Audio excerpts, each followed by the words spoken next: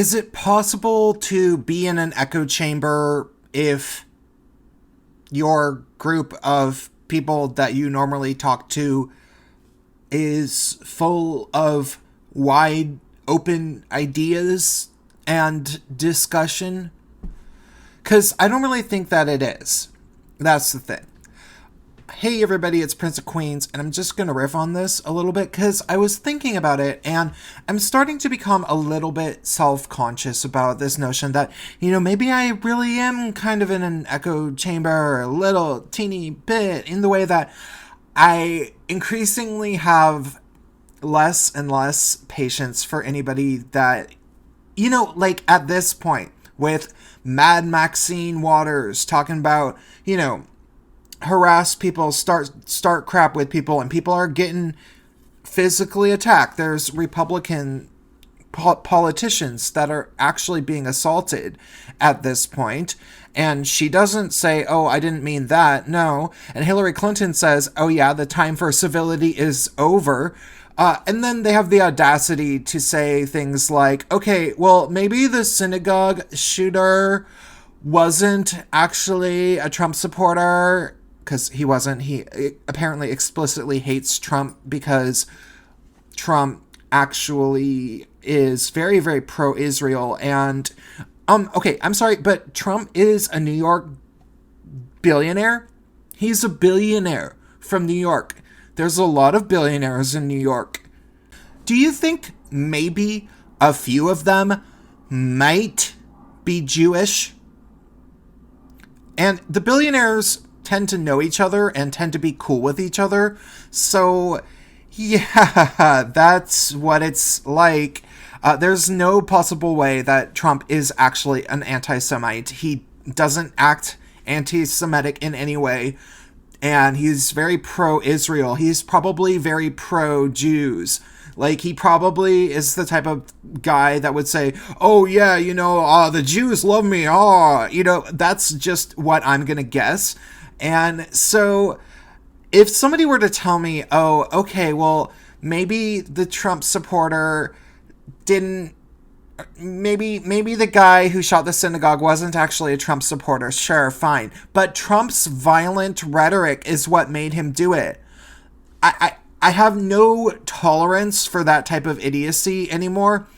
But if it's somebody that I've known to be a nice enough person, I will talk to that person. But at the same time, I'm thinking of someone in particular. Yeah, I'll be honest. I kind of did. But I had to block 3 of his friends on Facebook because apparently they all live in some little echo chamber in their little far leftist city, and they're just dumb people. Like, they're dumb. This one girl blocked me after she was saying that I didn't know anything about the history of communism in the United States. And I was like, I do research on this. And she was like, "Oh, what research?" And I had already linked a photo of the book Red Feminism by Kate Weigand or whatever. And I always refer to that book because it's a great instance of history of the Communist Party in the United States, written by a far leftist, intersectional feminist, radical type person, but it's actually a historical text with about probably a 50-page, maybe 30-page bibliography at the end of all the footnotes that she uses. So it's like, you can't argue with this book, and you can't say that it's right-wing propaganda. It's written by, it's a basically a confession from the criminals themselves, just how much the modern left and feminism, intersectional feminism, is essentially just a new incarnation of the pre-Cold War American Communist Party, right? So I had shown a photo of it, and then she said, "Oh, well, that's just an opinion book. It doesn't count." And I'm like, are you crazy? Like, did you just make that up? She ended up actually blocking me, but then this other guy was calling me a bot and was saying that I was triggered, but I wasn't even talking to him, and I wasn't even the least bit offended. I was just writing information, you know? And I blocked him, and I blocked this other guy, and I blocked this other guy because they had that weird self-congratulatory leftist thing where they pretend like they're clicking the laugh emoticon to like my posts. So obviously they're very, very triggered, and they think that it's gonna get under my skin to allegedly laugh at literally every one of my comments, which I'm only actually commenting to the guy that I know, right? Because he seems like a nice enough guy, and he's actually watched some of my videos. He knows what my channel is, so I'm gonna let him watch this video. I'm really only trying to talk to him, but his friends are there trying to like think that, you know, if there's enough of them, even though they're not saying anything and certainly losing the argument, you know, it's very easy to say that the synagogue shooter, for example, that is not a phenomenon that we get to trace back to Trump or something. And these people are just sitting there like little hyenas, hoping that if they all laugh enough at me and surround me, then maybe I'm gonna drop dead and they can like chew me to pieces or something. Like that's sort of what the attitude is. I'm gonna block them, and then I'm thinking to myself, am I maybe going to end up in one of these echo chambers? Because I don't want to be in that at all, and I don't really think that could even fairly be the case at all, because I do have well over 1,000 friends on Facebook, and, you know, 85% of them are actual SJW-ish people. They are. I see their posts. I just saw some guy posting who I used to hang out with a fair amount. Like, he was actually cool. I really liked him in person a few years ago when I used to be wasted all the time. He posted just today about how a far-right person was elected in Brazil, and he's, you know, this guy is literally shaking, of course, and he thinks that it's going to become a totalitarian state and that they're going to start executing people, and it's especially going to it's going to be especially hard on people of color in Brazil. And it's like, okay, but Brazil is like 50% not white, so they elected this guy. You gotta think about that. Yeah, so I it's not like I am not viewing the stuff that these people say at all, and I can interact with it. It's very difficult. They try to make it really, really difficult for me to interact and to have an opinion about anything. They freak out. And then they say that I'm the one freaking out, and they call me a bot. It's this very just kind of strange thing. So sometimes I just observe, like there's a few particular people that I really, really don't want to block me because they are very high up there in terms of the cultural landscape of the left.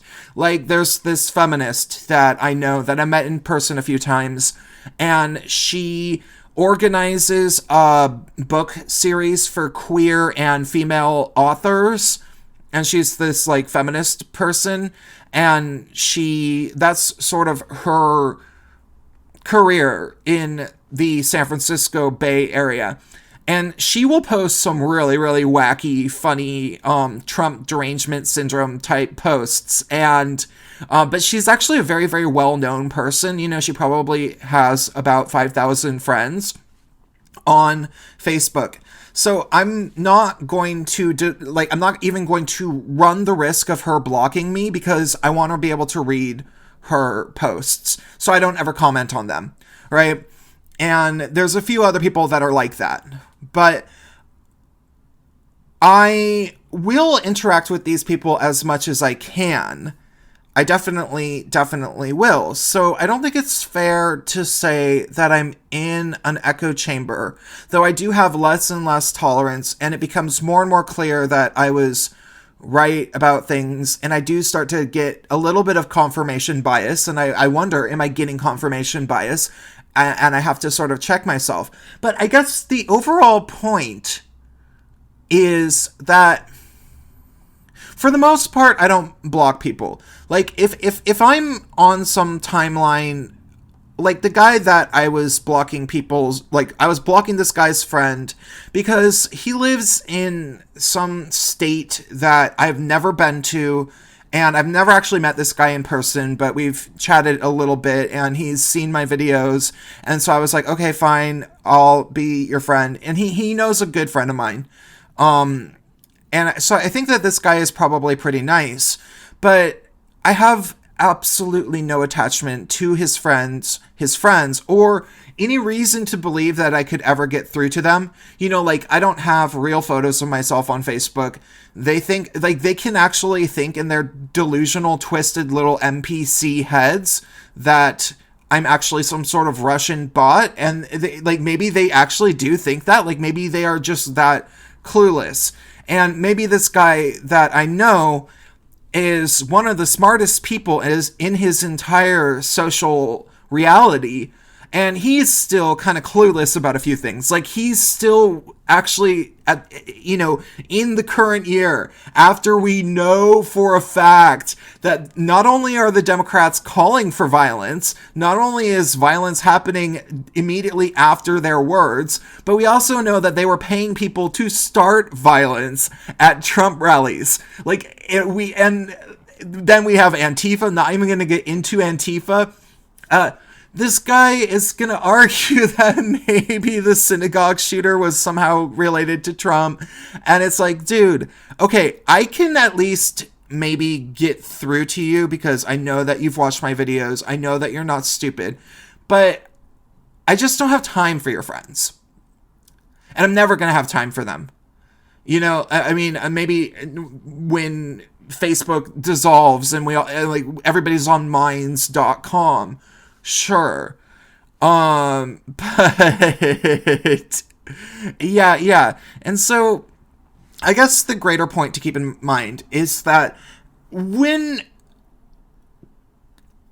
people talk about maybe being in like some sort of a right-wing echo chamber, I think that that's relatively impossible at the moment. And the reason that I would say that is because right-wing people, like people way further right than me, than I, people who are actually full-blown Republicans and always have been, and maybe are totally religious, like all these things that I'm not in any way, you know, like I've never even voted for a Republican, and yeah, but those people are completely willing to have discussions. They actually try to argue their positions, and they will talk to leftists. Like, they would love to debate some Antifa people. They'd love it. They would love nothing more than to see a debate between some sort of Antifa leader and some right-wing person of their choosing. They would love that. But the left doesn't want it. So I guess the point of this video is that you can't be in an echo chamber if you're in a wide open space. These people want the free expression of ideas. So you can't really say that that's an echo chamber. An echo chamber is an enclosed space where there's restrictions upon the ideas. And that's how it becomes echoing, right? Like, sure, there's a few things that you can't really say to right-wing people all the time. Like, you can't really say that Marxism is good. they'll freak out. But that's just demonstrably, because it's demonstrably untrue. You know, like, you can't say that sex between men and women doesn't lead to having babies. You know, like, if sure, like, there's these things, these like blatant violations of logic that will kind of make it seem as if you can't say certain things around right-wing people, but I mean, they will still have the discussion, is what I notice. All right, that's enough.